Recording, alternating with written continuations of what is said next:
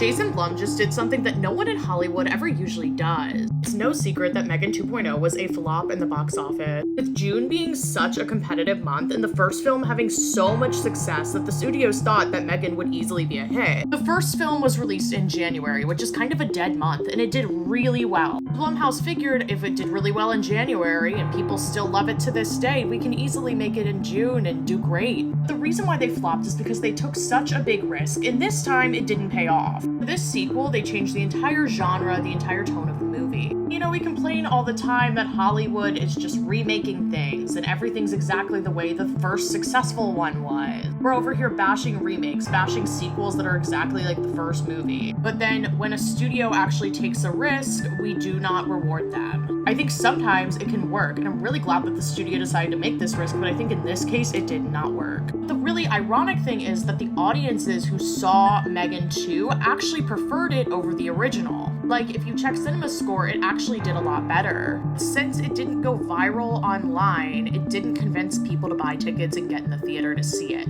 Everyone was complaining that their marketing seemed forced. The first one was praised because we were the ones doing the marketing. We were the ones making the memes versus the studios. And when the studios were doing that, people weren't liking it. That's what people were saying on TikTok. It felt too forced for the audience. Jason Blum actually owned all of this. He was like, I really think that like theatrical releases are like playing the lottery. He says that the risk is fun and he really enjoys it. And he comments about how most studios are out here trying to make really safe movies that are definitely gonna make a lot of money. You know, cash grabs as we call it. Megan 2 was not bad, guys. It was just extremely different from the original. And it's sad that he did this and it didn't pay off, and this could show studios that it's better to play it safe and get that cash grab than try to actually come up with an original new concept for a sequel. Very few producers, studios will actually admit this when their film flops. They'll just kind of want to move on from it and not acknowledge it. But I really respect that he did this. I really love the transparency we're starting to see from filmmakers. He said, yeah, it flopped. This is why it flopped. This is what we did.